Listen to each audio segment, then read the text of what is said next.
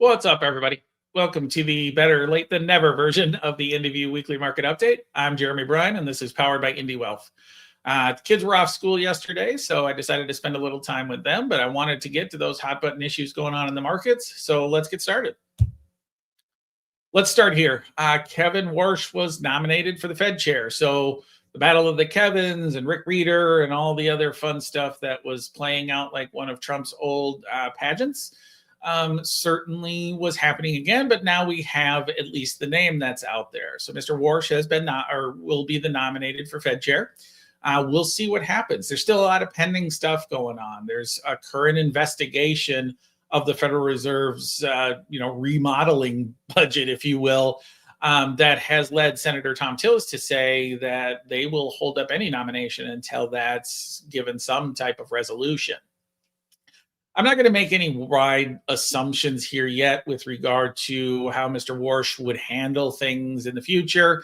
I just want to reiterate that, in our January outlook piece, what we had suggested was this was going to be in the first half, unless we had something that told us very different about what we felt about the economy, that we may be in a period of stasis for the Fed at this point right now, but that the second half could be much more volatile. Again, a change in economy could lead to that, but also a new Fed chairman who, in an environment which has been much more highly politicized and less Fed, a certain amount of consternation about Fed independence.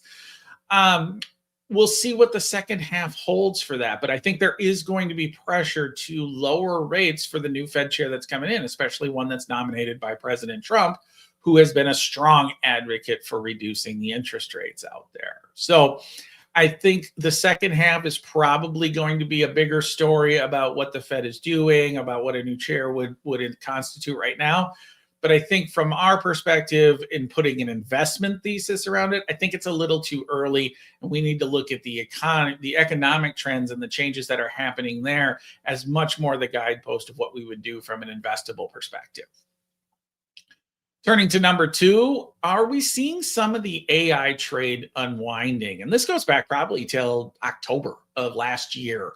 You started to see, if you talk about the Mag 7 or the top 10 or just kind of these AI-centric companies, you've really seen those compared to the other firms out there, the other 493, if you will, in the S&P 500. You really start to see some of that performance of the other 493 start to outperform that of the Mag 7. Now, again, if you look at longer periods of time, the Mag 7 still is significantly outperformed. But we're starting to see some of that evidence of maybe some transition, some switching. And I bring this up because it's a little bit of a mixed bag, because if you look at other components of AI infrastructure, namely like memory and those kinds of things right now are still absolutely exploding. So there's elements of the AI trade that are still working extraordinarily well, but they're not all working in perfect unison at this point right now, especially something like Oracle. We saw Microsoft last week have a really difficult week. It has started the year pretty poorly. I would say that's more software oriented, but still Microsoft is big in the AI trade. So you've seen some work very, very well. You've seen some not work so well, which again, they're, picking winners and losers is part of the individual stock selection components of the S&P 500 and just markets in general. So being discerning is not unique. When they're all trending together, it's usually around, kind of a similar theme. But now we're starting to see people change what they're investing in within that infrastructure. And that can continue to happen. But we did want to at least highlight that we are seeing some changes in trend in there. And again, it's been a little bit now. It's probably been about 4 or 5 months that change in trend is happening. But you're seeing it in a little bit more of a pronounced way right now. And we'll see with some of these companies, Google's still been very strong. These kinds of firms still have the opportunity to really re-engage and adjust, because what you're seeing in the overall AI trade is people selecting winners and thinking that's a permanent case. And it is by far, by any stretch, permanently winners and losers at this point right now. That's going to continue to ebb and flow. You saw that in Google. over the past year and a half, where Google had a really difficult time for a while, because people thought that search and all the other stuff was going to be eroded by artificial intelligence. And then, Gemini came out with another iteration that was very strong. And then all of a sudden, some of the other agreements that Google was making really propelled the stock upward and showing them as a winner in artificial intelligence rather than a loser. I think we're going to see more of those iterations. I think that's going to continue to happen. We're still very early in the stages. So understand that, and understand that when things get, abnormally out of hand, it's probably time to think about pulling that back. But also you may get some opportunities from the ones that they think are perceived losers that could re-engineer and regrow and be the next Googles of the next wave. Turning to number 3, another big week of earnings coming up. We've got 127 companies in the S&P 500 reporting, 103 last week. So as I said, these 2 weeks kind of tell the story a little bit. We're not seeing a dramatic amount of reshuffling downward with regard to the estimates. I said that in early January is one of the things I'd be watching out for, is if that growth estimate for 2026 really starts to ebb downward rather than continue to go upward. We're not getting a lot of indication of that right now.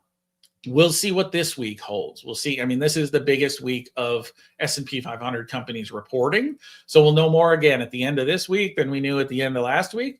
But we got a lot of companies reporting last week. And again, the numbers in and of themselves, some of the reactions were pretty negative, but the overall S&P 500 numbers, for whether it's profit margins, whether it's revenue growth, and whether it's the overall earnings number, seem to be holding in relatively well at this point right now. And we're not seeing a big decline the other way. That's a good thing for the markets. If we have a 15% earnings year, which is what the estimate is right now, or around that area, if that actually comes true, it's a great backdrop for the market.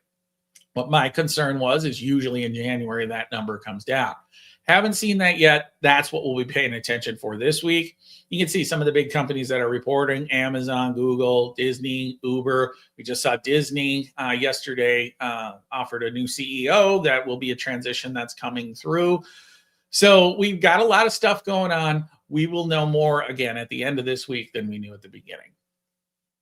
Lastly, in number 4, I've been doing Cool People, Good Work. We do that once a month on a written basis, just highlighting things that we see out in the, just in the world, that we think cool people that are doing good stuff. We've been doing it here a little bit more frequently. As you all know, I'm a resident of just outside of Minneapolis, but I grew up Northeast Minneapolis. So we've been doing our number 4, our personal, has been kind of just highlighting some of the good things that are happening and the good people that are doing stuff here. And from our side, Fridley School District has been under intense scrutiny, I would say unwarranted scrutiny to a certain extent. They have a high immigrant population, and it's a working class neighborhood. And it's a district that I happen to know people that work in, that are good people just trying to do their jobs and trying to educate children. They've been having some difficult times doing that, but they've been organizing themselves in a way that has made me proud of them for what they're trying to stand up for, and also just really trying to work through some of the negative things that are happening in their district and still try to educate the kids. So I thought it was worth it just to give them a shout out and saying, I'm supporting the Fridley School District. I hope they can continue, and I hope they get through this and better on the other side. So that's all I have for this week. Tune in next week where we'll have our next hot button topics. But until then, thank you very much and take care.